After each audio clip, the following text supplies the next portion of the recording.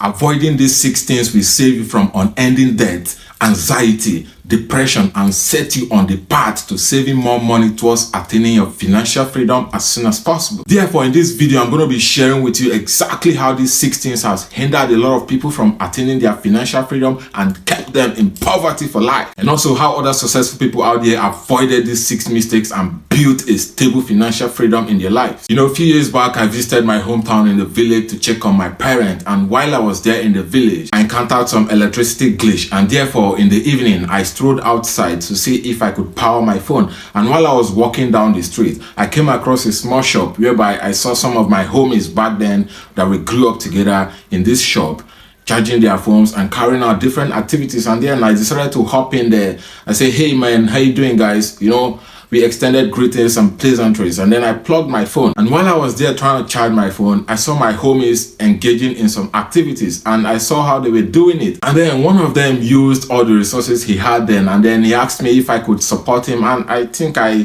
checked my purse then, and I had some money then, so I gave him 150. And then he tried it again. Unfortunately for him, he still exhausted that 150 that I gave to him. And while I was there, another friend of mine who was sitting closer to me was trying to explain exactly what was going on there. And then another guy told him that, Dave, if you can pay this guy for him not to teach you this particular thing, please pay him so that he won't teach you, because paying him not to teach you this particular thing is going to save you a lot in your life. And I laughed over it, and I told him that, man, I just came here to power my phone. I'm not ready for any of this right now. And I powered my phone for a while, and then I hopped out of the stop, and then I went back home to, you know, have some conversations with my parent. And later that day, I was going out again, and I saw my friend in a different shop. This time around is a different shop, but they were carrying out the same activities. And while he was there, you know, I saw this guy. We grew up together. Actually, he was my childhood friend, and luckily for him, his family, you know, established a family business, and his other brothers traveled, you know, they went to school in different cities, and my friend was the one managing this particular family business, and he was making good money from the business. But at the end of the day, there was nothing to show for it because of the kind of activities he involved himself in. And later that evening, while I was walking down the street, I saw a different shop carrying out the same activities. And while he was there, I saw him, you know, from afar. I recognized him though. And while he was there, I could see that the ceiling fan was spinning. But then he was still in his bare chest with his, you know, his t-shirt, fanning himself, even when the ceiling fan was spinning, you know, with high speed. And then I went and I was like, hey man, what are you doing? What's going on? And I saw that he was in depression. He was in serious anxiety. And he told me that, man, I just spent a whopping 150,000 naira here right now, and I just lost everything. Could you imagine what he was doing? He was gambling. He was playing bets. And this particular activity have this kind of spirit that in the next round, you're going to win big. It has this spirit that once you become addicted, you can never go out of it. It instills this spirit in you that in the next round, you're going to be successful. You're going to win. And before you know it, you've exhausted every single money you have on you and lose everything, including the one you're supposed to use for your basic amenities, to the fact that you have to run down your business to, you know, continue playing this particular gambling, hoping that in the next round, you're going to become successful and win from it. And a lot of people have been trapped in this gambling addiction that they spend all their life earnings. They're working hard to earn from their normal work, their normal job, their normal businesses. But at the end of the day, they are blowing everything in these gambling activities. There are different gambling activities going out there today that a lot of young and vibrant youth have engaged themselves in, wasting every single penny they have made in their lives, and it kept them stuck in this poverty stage that they cannot make progress towards attaining their financial freedom. A couple of weeks ago, I was having a conversation with my babe, and she mentioned that she wanted to register for a gym again, you know, to keep her abs in shape, to keep her ass in good shape, you know, to maintain the figure eight, to keep her thighs in good shape, you know, to keep a healthy, you know, lifestyle. And I said, wow, that's a good plan. That's a good idea. So how do you plan to go about this? And she was like, babe, you know, I tried this thing some months back. You know, I registered for a 1 month gym program where I could go to, carry out regular workouts and all of that. But then she went for just 1 week and then she stopped because she couldn't stay committed to it for some reasons. And now she want to try it again. But the last time she tried it, the subscription she made for 1 month was wasted because she couldn't keep up with it. And then she says she's scared, to register this time around again. She don't want to waste all that money, registering and end up not going for the gym. And this is exactly what has kept a lot of people wasting money and not attaining their financial freedom today, because they engage in things that they are not really committed to. And then I told her that, okay, instead of starting with a paid, subscription to start gymming at this point in life, how about you start, a regular workout plan from your home? Sit up, push-ups, kind of wiggling your legs and, press up to see if you can stay committed to these little activities, even from the comfort of your home, to see how committed you can be to this thing before you go out to the, professional gym out there to register for, monthly subscription, or even yearly subscription for you to keep committed to going for the gym and working out regularly to keep your feet, to keep healthy, to keep your thighs in good shape, your abs, the abs, everything. And her main idea of going for the gym was to keep in good, keep good feet, to keep good shapes, and also the fupa. She wanted to reduce it so badly. So it's a good motivation though. But then, how committed can you be to these things? And this is exactly what has kept a lot of people in their poverty state today. They pay for different subscriptions that they cannot actually stay committed to get the best out of this thing you're paying for. So, in order for you to work towards attaining your financial freedom or achieving that particular goal you've set out to achieve, you have to cut out a way whereby you can avoid paying unnecessary subscriptions for different things that you cannot stay committed to. When I gave her that advice, first of all, before you pay for these things, you have to test your commitment, to see how committed you can stay to these things by starting simple activities, simple workout plans from the comfort of your home on a daily basis to see how you can stay committed to these things before you go out to paying for a professional training.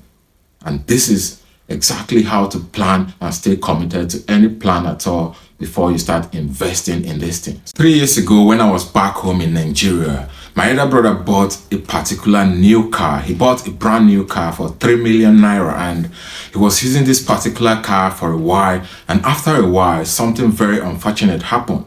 He had an accident. It was really a tough time for the family. We thought we were going to lose him, but I rushed down to the hospital that night when they called me. And luckily for us, he was in good health. He sustained some injuries, some bleeding and from the nose and all of that. But after a couple of treatments, he regained his consciousness. He came back to life, and the whole family were happy for him. We were happy that we got him back. Nothing really bad happened to him, and we were so happy. But then, this particular car that he bought at the rate of 3 million naira some few months ago, the car was crushed. It got some bruises. And then he tried to, resell this car so that he can top up some money to buy another car. And could you imagine how much he priced this car? 150,000 naira for a car that he bought at the rate of 3 million naira. So the point I'm trying to make here is, as soon as you buy a new car from the car stand and you're driving away, the value of this car automatically drops by 30%. If you want to resell it again, you're never going to resell it at the same price that you bought this car. So immediately you're driving from the car stand, the value of this car is depreciating as you keep using this car. So this has also kept a lot of people in the poverty state today, because instead of you buying a fairly used car and then with the same value that is clean and can serve you for your purpose, your regular movement to work, traveling and all of that, you can save a lot of money by doing this at a reduced price instead of buying a new car at a very outrageous price. And then the value is going to drop down immediately you're driving from the car stand. Now, don't get me wrong. I'm not saying it is bad to buy a new car, but where it is bad is when you are still trying to build your finances from the scratch, when you're trying to attain your financial freedom, when you're trying to set your finances right, it is a bad idea going to buy a new car when you have not really attained your financial freedom yet. You can buy a fairly used car that can serve you for the meantime, and then do whatever you want to do, like traveling, going on vacations, driving to work and all of that. And when you're finally financially free, you can buy any kind of car that you want to buy.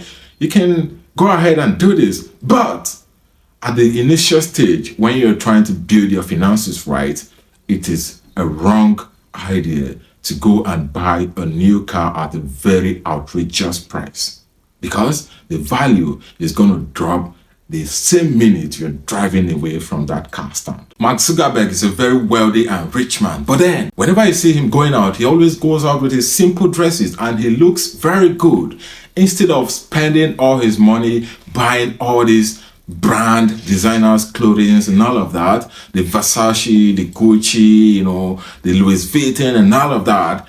He spends his money on low budget t-shirts and clothes, and he's still looking fit. But then you see a lot of people out there who are still struggling financially, trying to build their finances today, and you see them trying on, spending all their funds on different designers brands like Louis Vuitton, Gucci, and the different brands out there, just to impress the public, looking good on social media and all of that. But in real life, they don't really have anything in their bank account. Meanwhile, these billionaires and successful people out there are putting on simple clothes, simple wears, and they're still looking good and making the money, piling up the bank's account, attaining different financial stages in life, and not really trying to impress people on social media, showing off that they are rich, all of that. No, their success is speaking for them. They are rich, they have the money, but then you see a lot of people who don't really even have anything, and then they spend all their little earnings on these brand designers clothing just to impress the public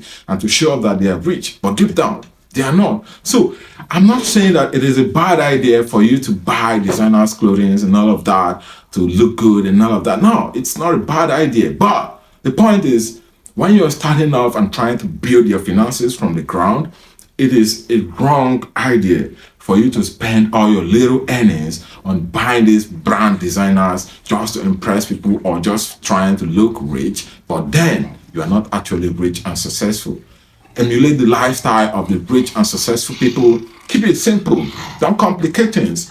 When you have this financial freedom, when you have attained your financial freedom, you can buy whatever kind of designers you want to buy and you won't even feel it. But when you're starting off, it is a very, very wrong idea to do these things. Last week, I was having a conversation with a colleague of mine in the office, and he was expressing his pain. He was speaking from his heart to me. He told me that, Dave, can you imagine that up to now, I'm still paying the mortgage for the house that my parents took many years ago, and because they couldn't complete this mortgage, now the whole load is on me. I'm working and I'm here paying this mortgage because they couldn't afford to pay this mortgage anymore, and the load is on me.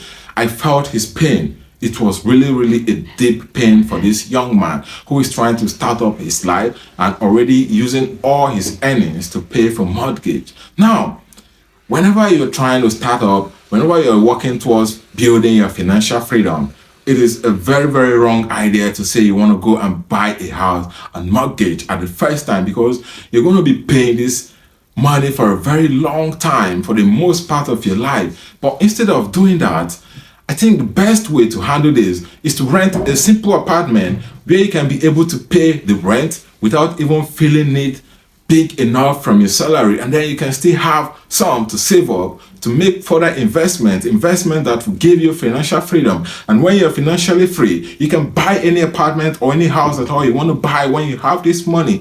But when you're starting off initially, when you're trying to build your finances from the scratch, taking a loan or taking a mortgage for buying an apartment is an entirely a wrong decision to make. Yeah, and if you're getting any value at all from this video, please feel free to like this video, because it helps the YouTube algorithm to promote my videos like this to more people, so that they can learn from this video and avoid these mistakes as well. And you can feel free to share with your loved ones, your friends out there, so that they can learn from these mistakes that a lot of people are making today that is keeping them poor. And also, if you want to get more of this kind of useful and educative content from my channel, again, feel free to subscribe to my channel, so that you get notifications from my YouTube channel as I post this kind of content every week, and you'll be notified as soon as I drop a new video. Smash the subscription button, smash the likes button to subscribe to my channel, and support me grow. And the sixth mistake that a lot of people make out there that is keeping them poor today is going on expensive vacations that will cost them a lot, that they are going to pay for a very long time. A lot of people are taking on vacations today. They are going on first class flights, they are going to lodge in 5-star hotels, but at the end of the day, their main earnings is not even enough to cover for these simple vacations. Therefore, they're going to be paying from their salary for a long time, because a lot of people take loan just to go on vacation, to enjoy their lives. And at the end of the day, they are going to suffer for a very long time in depression, in anxiety, and in debt, trying to clear this particular loan they took to go on these expensive vacations. It is very, very simple. I'm not saying it's a bad idea for you to go on a vacation.